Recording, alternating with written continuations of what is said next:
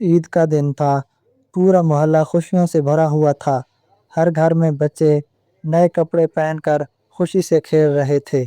कहीं हंसी की आवाज़ें आ रही थीं और कहीं ईद की मुबारकबादें दी जा रही थीं, मगर दिल में अजीब सी बेचैनी थी। मैं सुबह से ही अपने बच्चों को देख रही थी, जो खामोशी से एक कोने में बैठे थे।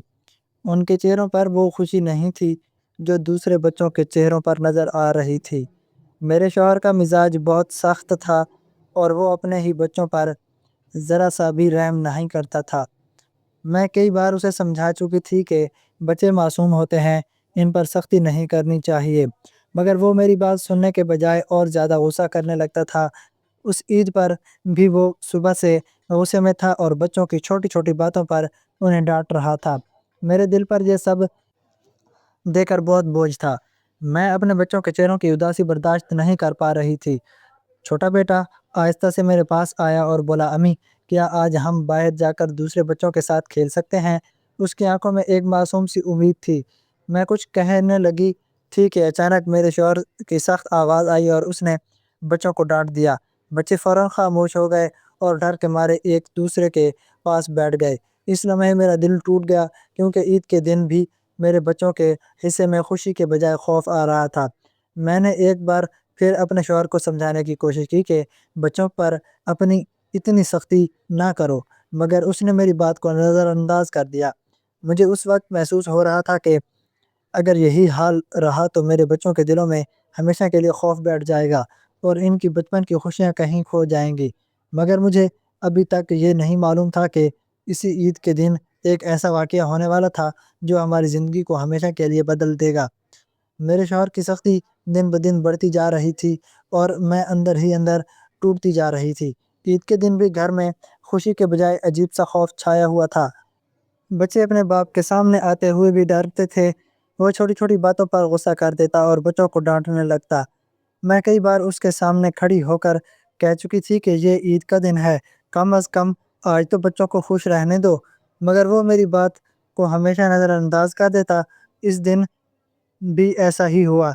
मेरा बड़ा बेटा आहिस्ता से अपने अब्बू के पास गया और बहुत डरते हुए बोला कि अब्बू, क्या हम बाहर जाकर ईद मिलने जा सकते हैं? अभी उसने अपनी बात मुकम्मल भी नहीं की थी कि मेरे शौहर का चेहरा गुस्से से सुर्ख हो गया। उसने सख्त आवाज़ में कहा कि तुम लोगों को हर वक्त खेलने कूदने की फिक्र रहती है, कोई काम भी कर लिया करो। बच्चे फौरन खामोश हो गए और उनकी आंखों में आंसू आ गए। वो आहिस्ता से वापस आकर मेरे पास बैठ गए। मैंने उन्हें अपने करीब बिठाया और तसल्ली देने की कोशिश की, मगर एक माँ के दिल को अपने बच्चों के आंसू देखकर जो दर्द होता है, वो अल्फाज में बयान नहीं किया जा सकता। मेरे दिल में बार बार यही ख्याल आ रहा था कि आखिर मेरे बच्चों का कसूर क्या है? वो तो सिर्फ ईद की खुशी मनाना चाहते हैं। मैंने एक बार फिर अपने शौहर से नरमी से बात करने की कोशिश की और कहा कि बच्चों के साथ इतनी सख्ती ना करें, ये अभी छोटे हैं, मगर उसने मेरी बात सुनने के बजाय और ज़्यादा गुस्से से मुझे खामोश रहने को कहा। उस वक्त मुझे महसूस हुआ कि जैसे हमारे घर की खुशियाँ कहीं खो गई हैं, मगर मुझे अभी तक अंदाज़ा नहीं था कि कुछ ही देर बाद एक ऐसा वाक़या होने वाला है जो मेरे शौहर को अपनी गलती का एहसास दिलाएगा और उसके दिल को हमेशा के लिए बदल देगा। मैं खामोशी से एक कोने में बैठी अपने बच्चों को देख रही थी। ईद का दिन था, मगर मेरे घर में खुशी के बजाय खामोशी छाई हुई थी। बाहर गली में बच्चों की हंसी की आवाज़ें आ रही थीं। वो नए कपड़े पहनकर खेल रहे थे और एक दूसरे को ईद मुबारक कह रहे थे। मेरे बच्चे भी दरवाजे की तरफ बार बार देखते थे, जैसे उनका दिल चाहता हो कि वो भी बाहर जाकर खेलें, मगर अपने अब्बू के खौफ की वजह से वो कुछ कहने की हिम्मत नहीं कर पा रहे थे। छोटा बेटा आहिस्ता से खिड़की के पास जाकर बाहर देखने लगा।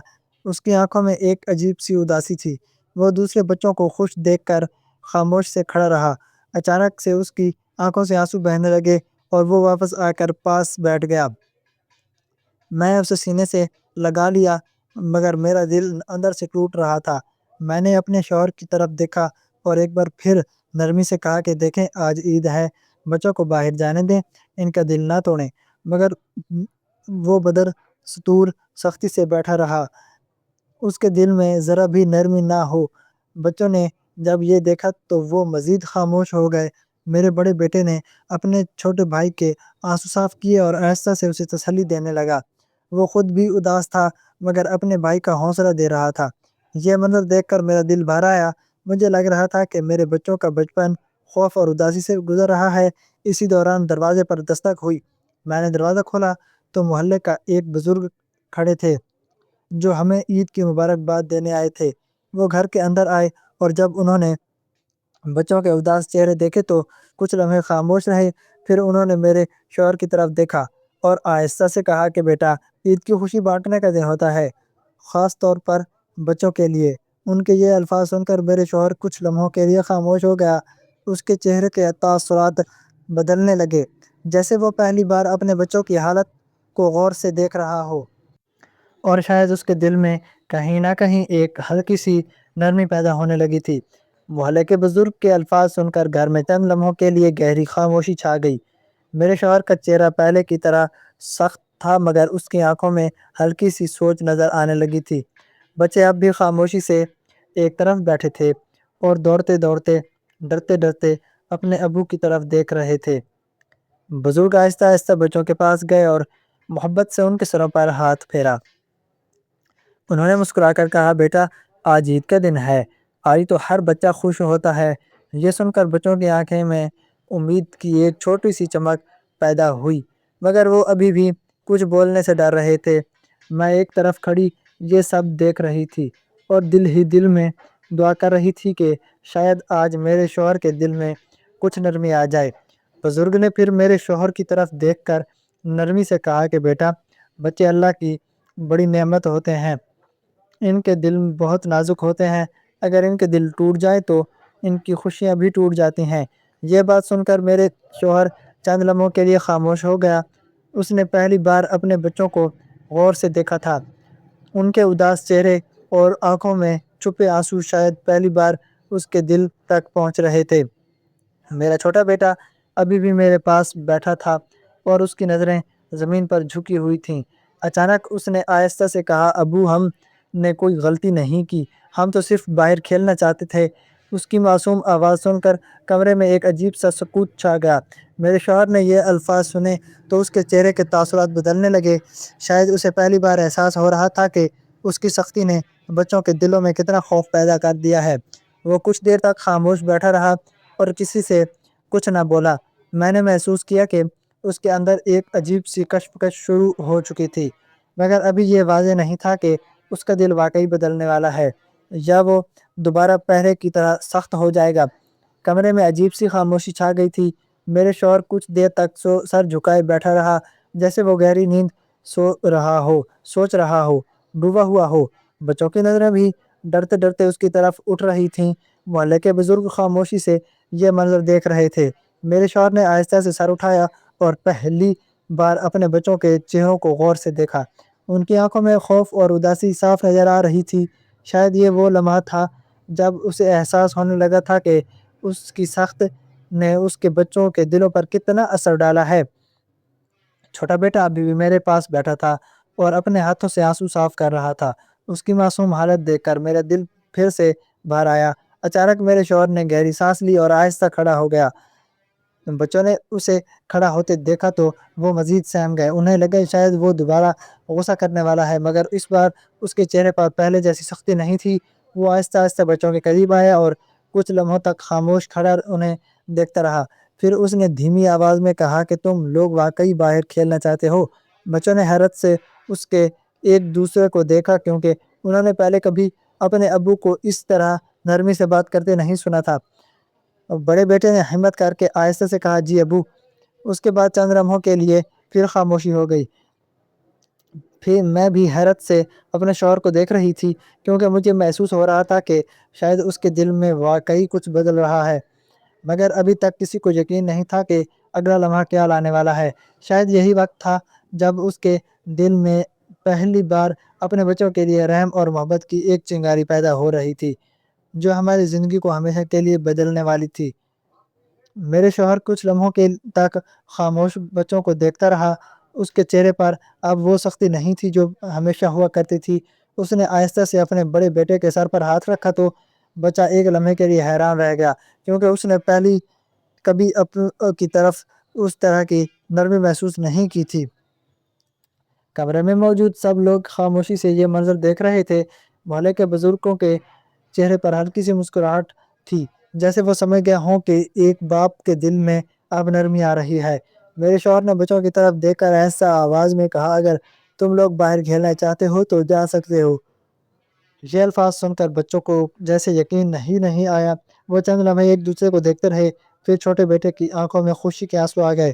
وہ فوراً اٹھا اور اپنے بھائی کا ہاتھ پکڑیا، اور بچوں کے چہروں پر جو خوشی آئی وہ دیکھ کر میرا دل بھی خوشی سے بھر گیا۔ وہ آہستہ آہستہ دروازے کی طرف بڑھے، جیسے ابھی بھی ڈر رہے ہوں کہ لیکن کہیں ان کے ابو دوبارہ نہ روک دیں۔ مگر اس بار میرے شوہر خاموشی سے کھڑے نہیں دیکھا تھا۔ جب بچے دروازے سے باہر نکلے اور گلی میں دوسرے بچوں کے ساتھ ہنستے کھیلتے نظر آئے تو گھر کے اندر کا ماحول بدلنے لگا۔ میرے شوہر نے گہری سانس لی اور کرسی پر بیٹھ گیا، جیسے اس کے دل کا بوجھ ہلکا ہو گیا ہو۔ میں نے اس کی طرف دیکھا تو اس کی آنکھوں میں نمی سی نظر آ رہی تھی۔ شاید وہ پہلی بار محسوس کر رہے تھے کہ بچوں کی خوشی کتنی قیمتی ہوتی ہے۔ اسی لمحے مجھے لگا کہ ہمارے گھر میں ایک نئی شروعات ہونے والی ہے، ایک ایسی شروعات جس میں خوف کے بجائے محبت اور نرمی ہوگی۔